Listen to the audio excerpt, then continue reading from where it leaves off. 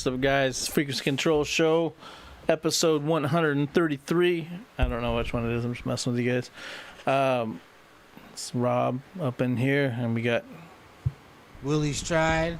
It's a lot of episodes. Episodes. We already passed the year anniversary, but in August. I believe it's August. we're gonna get on track here though and get caught up with that stuff. Welcome to Frequency Control Show. All right, today's podcast is labeled Observations. There's a few things we've observed as we are more familiar with this type of information. More things become apparent and not so much thought of as a coincidence. I.e., things that happen right after you just started thinking about them. You start thinking, man, I really was thinking about that stuff a lot. In fact, I was obsessed with it for a while. And then all of a sudden it came to fruition. And you start to identify things that at first could have been just, hey, that's just coincidence, you know. What? How crazy. Speak of the devil. I was thinking about Jim Bob, and Jim Bob showed up.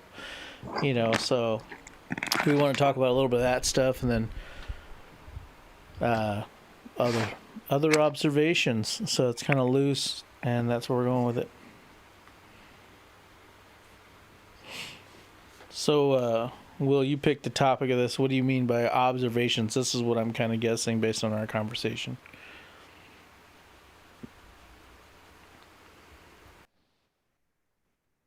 Yeah, give me a second here. Oh, jeez. Where'd the room go? I don't like this. I can't see anything.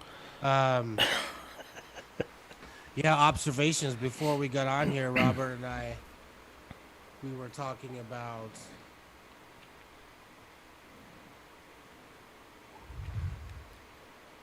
kind of noticing he was becoming more aware of noticing what's going on, showing up along the path to where he's trying to get to.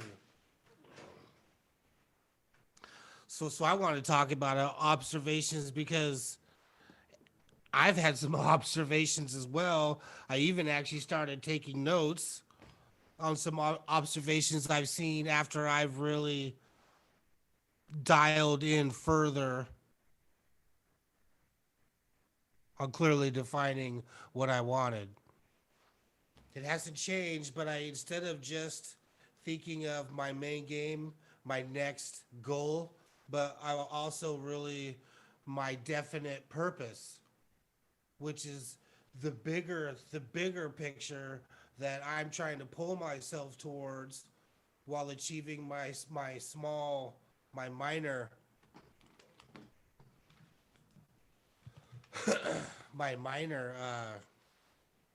goals.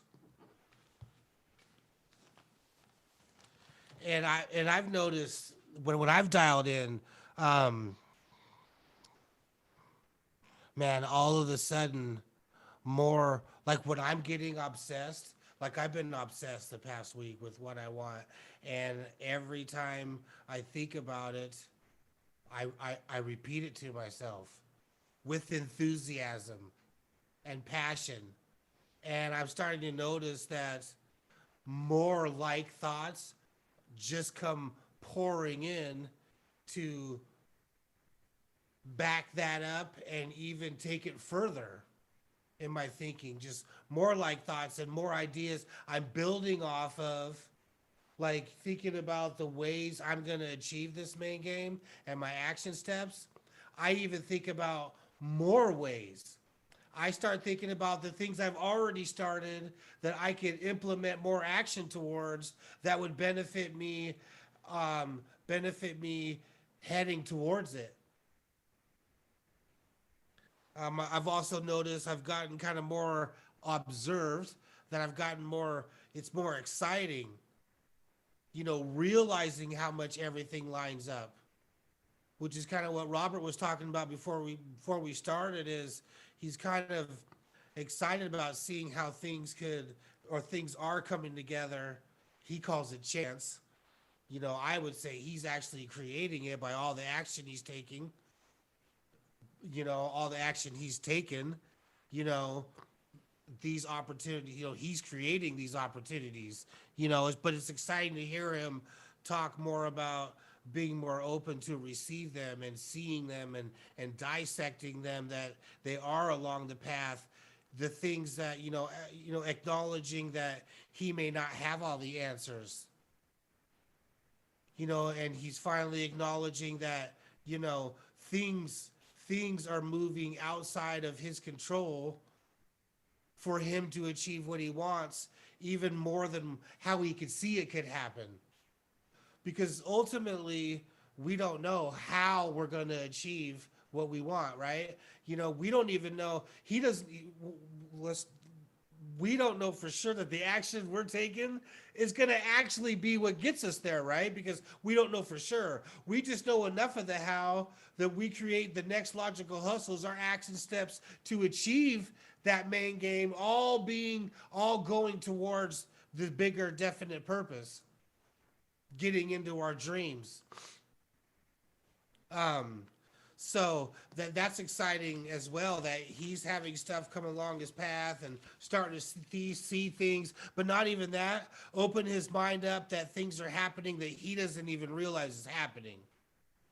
A little bit more of the law land of how some of this stuff might work, that he doesn't really like to partake in very often, but it's good to see that he's kind of realizing that mountains are being moved towards what we want without us even knowing. And we were just breaking down how another homie could have an opportunity to do something big, but because of some possible lack of vision and self-confidence, maybe not willing to take the steps. It's like, man, it just goes to show how grateful I am that I received this information, and I'm like the best student for this information, because I've got nothing to do but to learn and accept change in my life for what's coming. So that's kind of exciting. So also, after noticing, I want to keep going because I wanted to take notes. This is how crazy how everything lines up. I've already got 7 things here that I've wrote out what I've observed after becoming more obsessed in my thinking. And here Robert's talking about the exact topic for me to be able to use this without us even talking about this. This is when, people call it coincidences, or just by chance, I happen to have today's topic of everything I want to say already written down. It's not by chance, like we created, and it's almost like before, when we were doing these podcasts before, I would have the entire notes. I would come in, I'd be like, hey, this is what the topic should be, because I just spent an entire week researching, taking notes, and now I know how I want to present this week. And then I pick the topic, and I don't ever get any of it out. Right? Now, after a year and a half, not quite a half, a little over a year of this now I just write the things I want to say, and I don't pick the topic, and the topic just happens to be what I wrote anyways. And I get it all out. You tell me that's not some twisted. It just goes to show how it's almost. I just do it. I do it because it's just so amazing to see how everything lines up. And to me, that's what makes it more exciting. To me, that makes me want to keep grinding. To me, that's what I need to help me continue to take action, action, action, action. This is what helps me to continually think about it all the time. And now I'm playing tricks with myself, not even tricks, just kind of knowing how the flow of things have been going lately. How is it? I mean, how is it that I beefed up my thinking by dialing in what I want, and I got so excited that I wanted to write down what I observed so I could use that in the teaching of people. Hey, this is what I observed when I did this, because it's exciting. And now here we are on a podcast talking about this exact subject. So let's keep going. The deeper conversations I'm having with this is after I've dialed stuff in. The deeper conversations I'm having with myself, as if I'm experiencing the moments. I'm experiencing what I have written on the wall of what I want. I'm experiencing those feelings now. I'm starting to feel those things. We know what that means in the material we've studied. We know that when you get to the point to where you feel like you've already achieved it or you're living it, that's when real magic's supposed to come along your path. So let's see, new ideas frequently on other things. I've noticed I'm more disciplined in my thinking. It's easier for me to be unconsciously competent about just always thinking in the positive. It's easier to shake off the negative conversations I start to have before. It's easier to shake them off, or they don't even show up. And it's easier for me to resist my failure habits.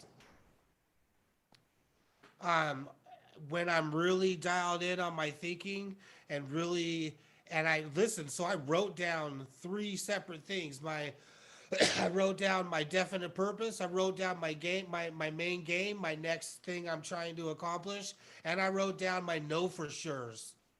What do I know for sure is going to happen? And I wrote them down, hung it on my wall. I took the time it took to memorize them. And now every time I think about it, I'm just reciting it. And by doing that, it's just made me feel better. I have better energy. And it's been easier to resist my failure habits. So how can we kind of tie all that in? It's just, man, it's almost like every podcast is almost about this place of excitement of not only being on the path, but being able to see it more clearly. Like I could see it in my mind. The path is dirt. There's a path way through grass on both sides, and like it kind of in a forest, and it's a dirt, and it's a little bit rocky. There's rocks in it and stuff. This is what I see this picture in my head. And I picture new things coming in as new rocks and stuff like that. And I kick it aside, or, I pick it up, and feel it, and play with it.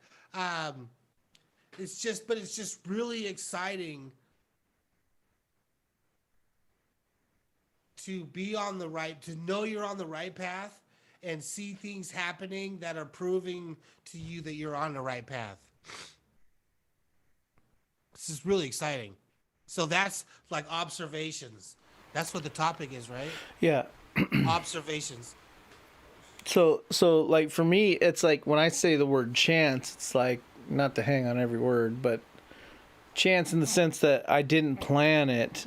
It's not that when I say chance, I don't mean that I didn't manifest it or I didn't actually create that.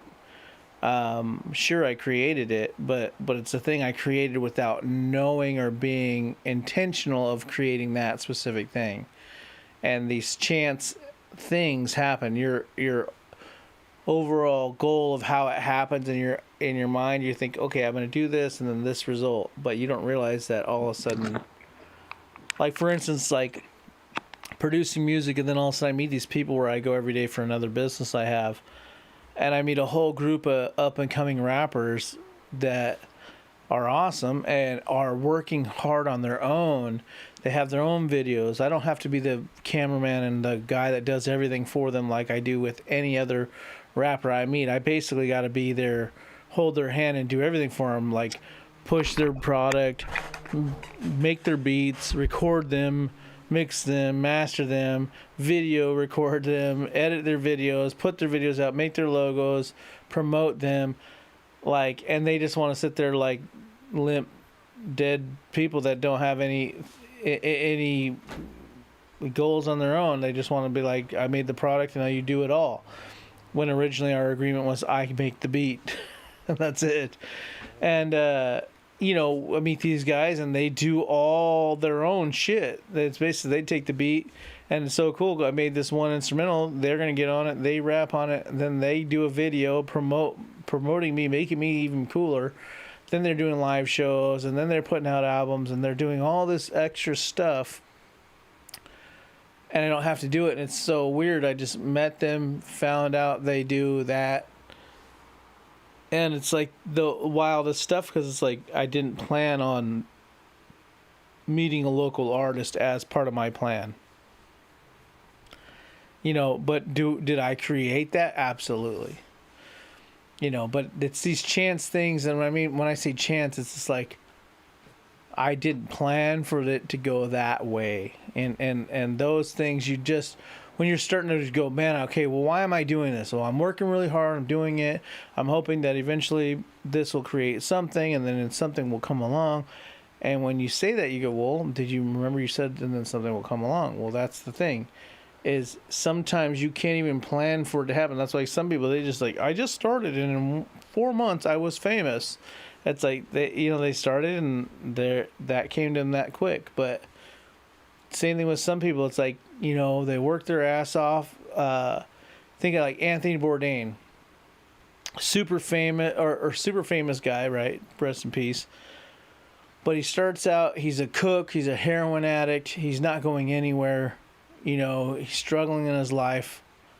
He's suicidal, and is the way he passed. But the point is, from a fame perspective, now, I mean, people think about him. I listen to a book on him currently right now. But it's like he goes through, he's 43 before a friend reads an email he did. He said, man, this guy can articulate himself very well. We should publish his book. His wife happened to be a publisher, and he was just writing an email to his friend. And he never planned that chance thing. Did he always want to write a book? Sure. He never planned that he'd send his friend an email and just write it so well that his friend was like, damn, Anthony writes, or we call him Tony. Tony writes really good. Like, and shows it to his wife. His wife's like, oh my God, this guy's amazing. Tell him I'll publish his book. We'll pay him, and boom. Next thing you know, he's one of the most famous people ever to do the food traveling crap, right? And then he's meeting rock star girls and falling in love and doing his thing. But like 43 years old. Most people would count themselves out at 28 if they haven't made it. You hit your 40s, you're like, shit, man, I just better get a regular job in a metal steel mill and call it good. This guy, he's still like, that's what he's thinking. He's 40, 43. He's just like, I just keep cooking at these restaurants and just do my thing. I'm a cook. Everybody else that works with me is in a halfway house, right? Which halfway house is after you get out of prison, you go to a halfway house where it's like kind of your transition into the real world. So you really have to live in this halfway house where the only reason you can leave is to go to work. So his co-workers are all halfway house people and immigrants, and he's just like, man, this is where I've gotten in my life. And then all of a sudden, boom, this thing happens.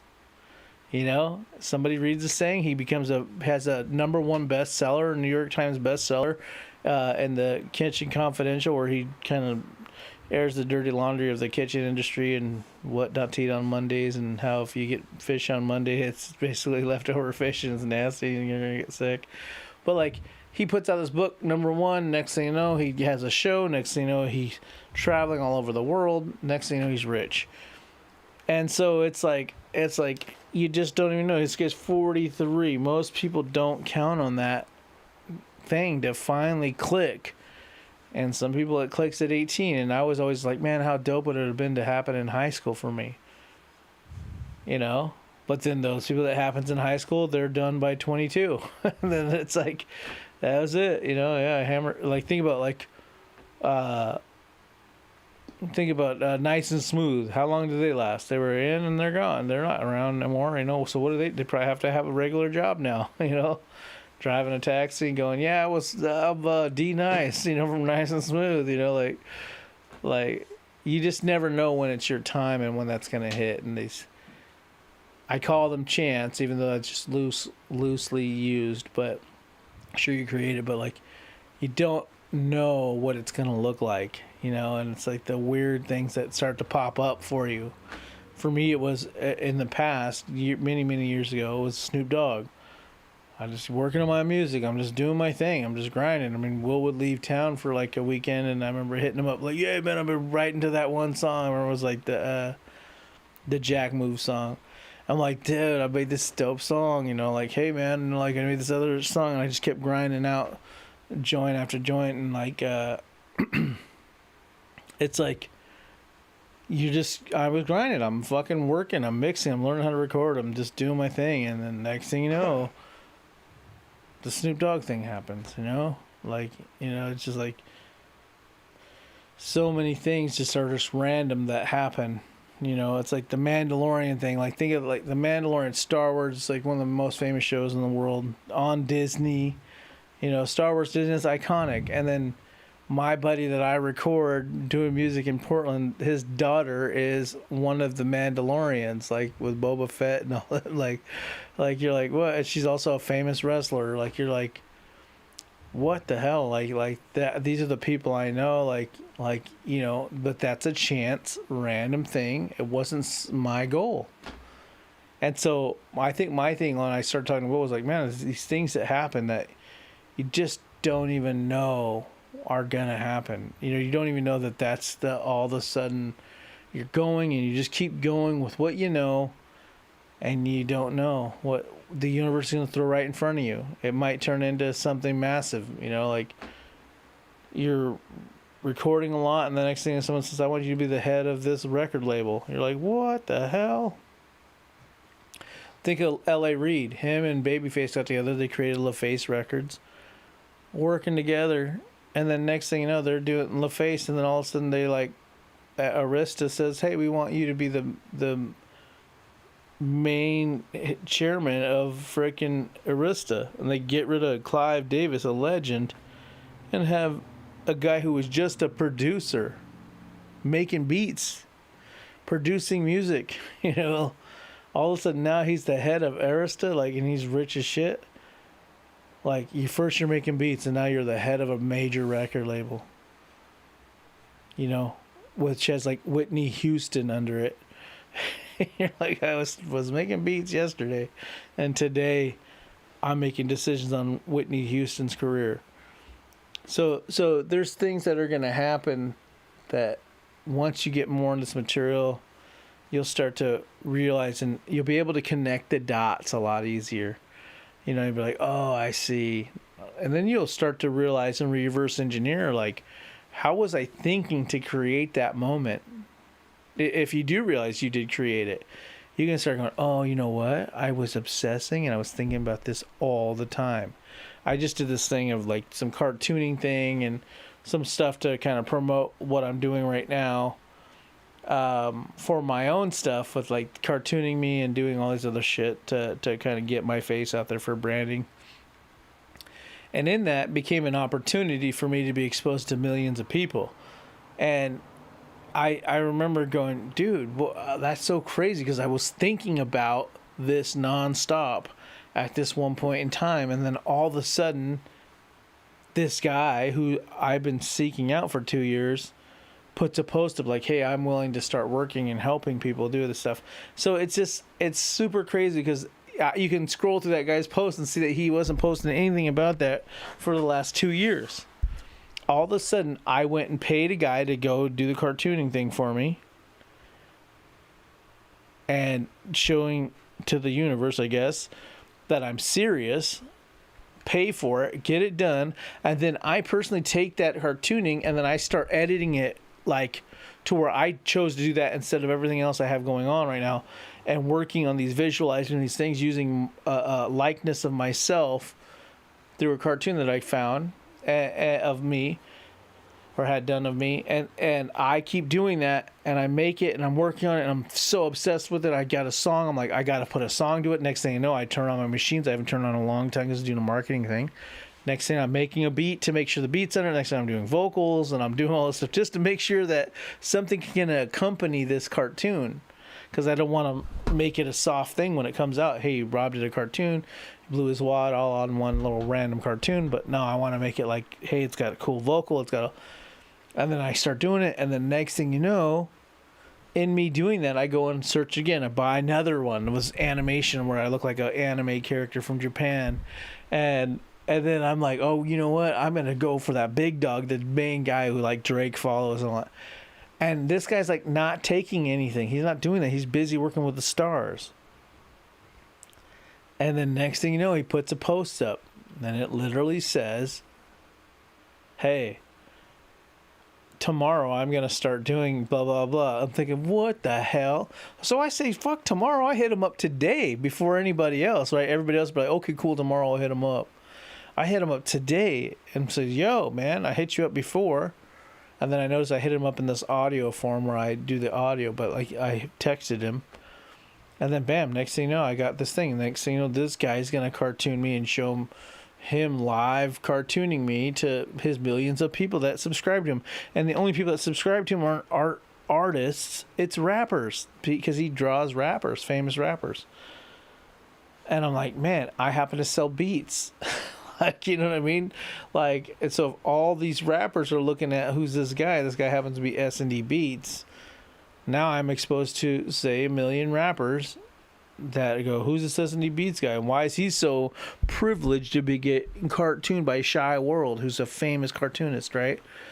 How come S&D Beats is that special that Shy World opens his books to this guy? I'm not special. By chance I got to this guy. At the same time, I feel like I am special, but my point is, it wasn't any like privileged thing, like I'm not famous and all that bullshit, to where this guy was like, wow. But all the rappers will think that, and then next thing they see, oh, the real S&D Beats. Oh shit, this guy's the guy. He must be like Champagne Poppy. You know, Drake follows this cartoonist, and he's cartooning this other beat maker. This beat maker must make beats for Drake. Next thing you know, they're like, I gotta have one of his beats, because perception's everything. Next thing, I got 1 million people going, I gotta have one of his beats. And next thing, you get enough exposure, that may pop it off for me. It may not. I might be talking about it too much. Who knows? But the bottom line is, these little things that wasn't my point of getting hold of this guy. I got a hold of this guy wasn't for his audience. Just because he's so dope, I wanted him to cartoon me. You know? That was it. Then he's like, by the way, I'm going to do a live thing of you on my YouTube channel, which happens to be having 1 million people following him or subscribed. And I'm like, damn.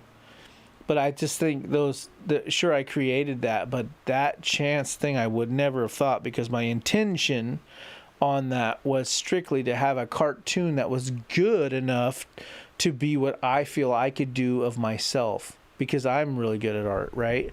So I need somebody out there who can do the level I expect out of artists, which is dopeness. Like what I would do if I did it would be super fire. So I need somebody else who's going to be super fire to do a cartoon of me. And so I got to have that guy do it. Just like me, if I did a tattoo, I'm going to be dope at it, right? I already know. Even my first tattoo I ever did was dope, you know? And so it's like, I need to have somebody who's as dope as I am do a cartoon of me. And that's the only reason I went for that guy, not for his audience. And then on accident realized, oh shit, and he has an audience and he's going to expose me to them, which is more awareness of my brand. And I'm like, man, I didn't even think of that angle, not even for a second. My intention was only for a good artist. Magically, there's an angle of like, now you have exposure to millions of people. And for me, that's why I call it chance. Sure, I created that moment. Because, if I didn't create that moment, I get exposed to millions of people, but if I hadn't done the back work and had a slam in Instagram and all the background shit I've been busting my ass on the last 2 years, it would have been pointless anyway. But now it's like, I got exposure. Shit, this is going to be popping. It's the same thing with the Snoop Dogg thing. If I hadn't been hammering on my own music and learning to record myself and really learn to make beats and do all the bullshit I learned to do, that would have been pointless, right? Yeah, I make beats, but I suck, and then I meet this guy. He's like, this guy's an idiot. Instead, he gets with me. We make 15 songs in one day, and he goes, man, this guy's awesome. I need to introduce him to my nephew, Snoop Dogg. And Will knows the fruits of that shit. He's on stage with fucking Daz, Corrupt's rapping to us on the stage and shit, like we're some groupie chicks on the side or some shit. Yes, freaking awesome. Right? So, I meet Domino, MC8, like just mad amounts of people. But like, point is, a lot of that was chance, but not because you created all that shit. You're grinding and you're going in a direction, but just be prepared. If you work hard at whatever it is you're going for, be prepared for the things that you don't know are going to pop up. It may happen much sooner than what your trajectory you planned on is. I can't think that's kind of my point. Is like you plan like, yeah, in 3 months I should be able to see this. Shit, it could happen in 3 days. You just don't know how, right?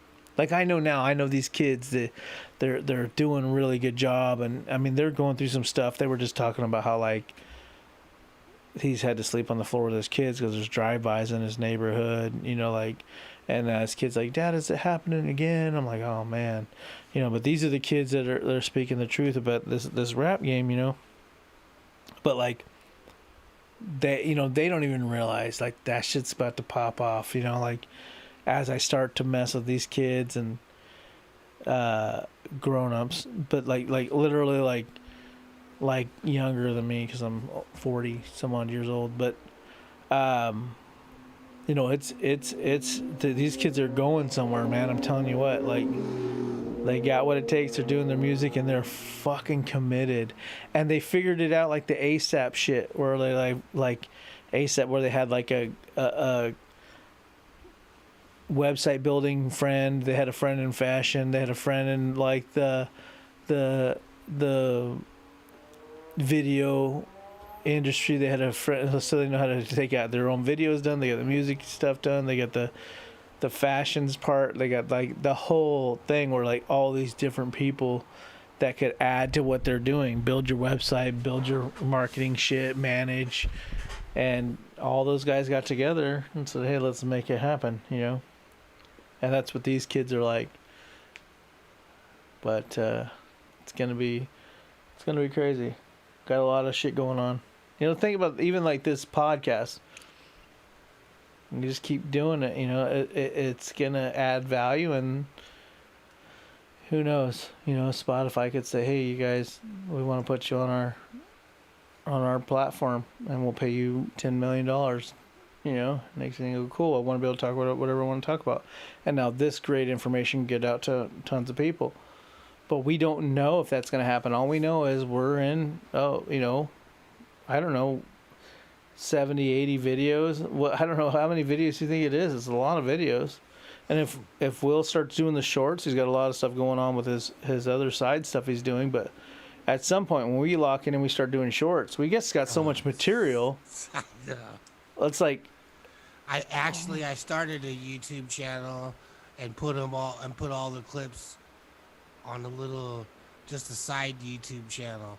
But you need to be posting those on, like, put them on Instagram, do them as reels, like little snippets, 30 seconds of like just a gym.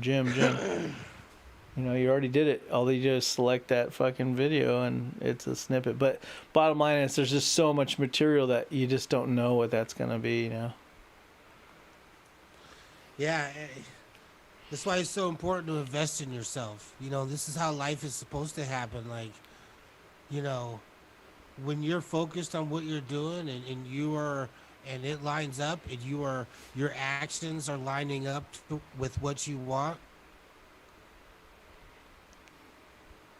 You know, mountains are being, you can remember the little radar screen. You can only see right here.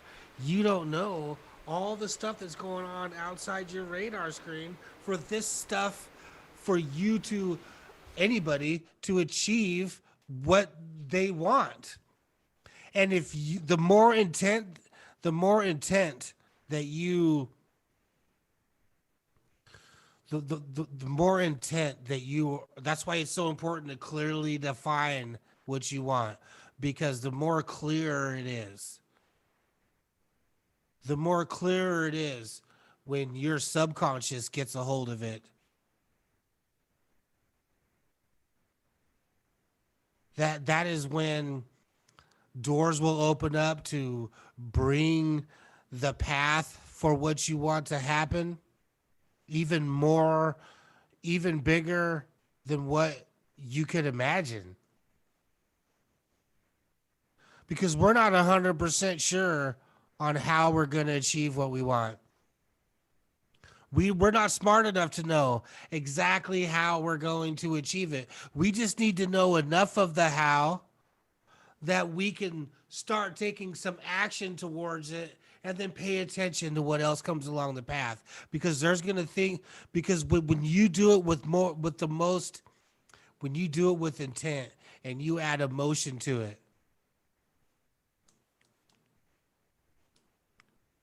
you're going, man, things are going to happen like magic.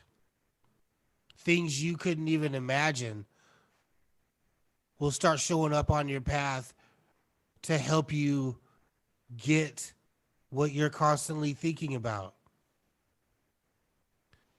You become what you think about most of the time.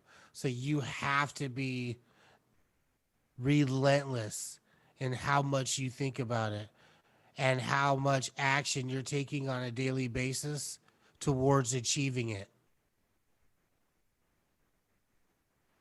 If you don't clearly define, there's a lot of people that don't know what they want. And hence they never achieve anything they want.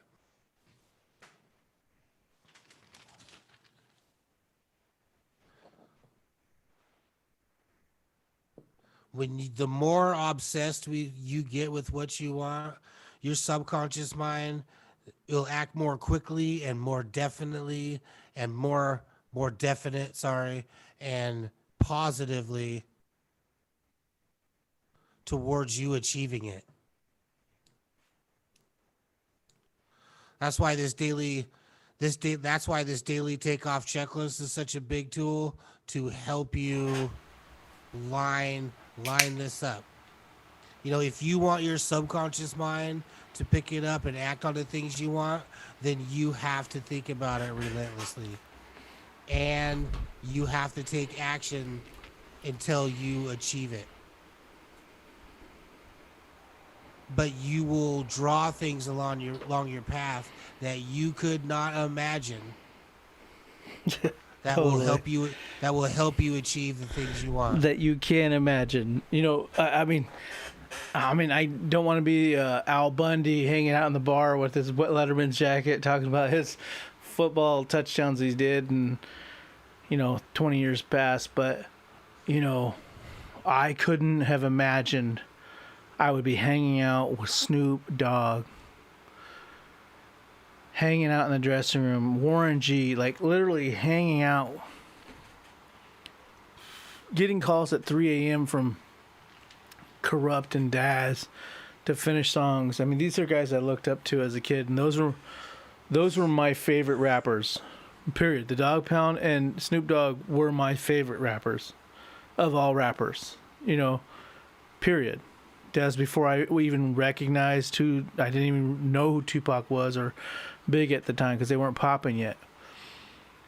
But those are my favorite. Even in high school, I got a picture of me and T.J. Hines sitting together, and I got a big old Snoop Dogg shirt with his head on it, and he's wearing a blue beanie. It looks like in the picture that Snoop Dogg's like kneeling down, and he's right there like hanging out with us. But because the head's so big on my shirt, but like I could not have imagined that angle. I wanted to make music. I wanted it to be popular. I wanted it to sound good. Next thing you know, I got to Dog Pound rapping on a beat I made. You know, like, what? How the hell? Like that's not the angle I was thinking. You know, so things can come at you like crazy. You know, you're in a freaking little basement. Next thing you know, you're on stage with Snoop, motherfucking Dogg, Daz, Corrupt, Ice Cube. I've been on stage with Ice Cube. Like just like that kind of stuff is like you just can't even plan it. You just don't know that, like, it's not your intention, but you're going in a direction. Imagine all these other things. Clive Davis was telling Whitney Houston, like, are you pinching yourself yet? Like, 'cause she's selling like so many copies of this song. Like, he's like, she goes, oh yeah, I'm pinching myself. Like, I can't even believe this is happening. Their intention is to make music and hopefully it sells, and then they're selling through the roof. So there's just things you can't even fathom. I mean, we'll know. Like, really, Snoop Dogg, like, did you know I would leave Wenatchee, Washington, move to Portland, and then you'd come down to live with me, and then not even that much longer later, I would be on stage with Snoop Dogg. Mm-mm. And you were there too, like, you know what I mean? Like, all of a sudden it's like, you know, I've been on a lot of times, but like all of a sudden I didn't think anyone believed me, so I was like, Will, what's up? You want to come with me? Because nobody believes this shit's real. You know, like, let's go, like come on stage with me, like that. That's the thing, like Well, it was real. yeah, you know what I mean? It's like all of a sudden you're like, man, this shit's. If I was as wise as I was now, I would have made the best out of that. But like, you know, it's like you don't know how it's gonna come at you, because you're like, yeah, let's make some music, and then all of a sudden it's like, let's go on stage with Snoop Dogg. Like, it's like, that shit's crazy how that happens. You know what I mean? Like, so you just don't know how it's gonna roll out to you. You know. I've had a lot of things where I thought, oh, this is the way it's going to happen. I have a friend who does reggaeton music, and I thought, man, this guy sounds dope. This is the way in the game. I didn't even think of that. This stuff sounds hella cool. We're going to make some great shit. And then that isn't the way. So now I'm kind of in the air of like, what is it going to be then? You know, who knows? Something more exciting. It might just be me. You know what I mean? Who knows? It might be what it originally was going to be, which was me. You know? I'm old, but it's dope. So at the end of the day, Barry Manilow's 80 years old, still shutting down arenas, bro. You know what I mean? Like, you just never know. Like, do people go, hey, I don't care, I'm 52. Why not? I still enjoy it. So what? Homeboy's 44, dropping that shit. You know, like you never know, man. You know, you just keep going. We don't know what it's gonna look like. That's the crazy thing. You just don't know. But know this, it's going to be great if you just keep getting it. The only thing you know is that if you do nothing, Yeah, exactly. nothing's going to happen. I mean, we could end the show right there. That's the only thing you know for sure. Yeah. Is if you do nothing, It's a nothing's going to happen. It's a if sure you bet. don't download the If you daily don't do takeoff shit, checklist it's a and at sure least bet. read it, Yeah. nothing's going to happen. Nothing's going to change for you. Yeah, if you do nothing, it's a sure bet. It's the one thing, that comment right there is the one thing that keeps me going, is I start to go, man, why the fuck am I doing all of this? And I'm like, well, you could do nothing and you know nothing's going to happen. Is that what you want to do? Just nothing? Or would you rather at least have a chance? And that's why I just keep going, because I'm like, well, what's the alternative, Rob? Spending all this money, because I spent a lot of money at this. Spending all this money, doing all this shit, like I love doing it in the first place, so that helps. But like, it's like at some point you kind of go like,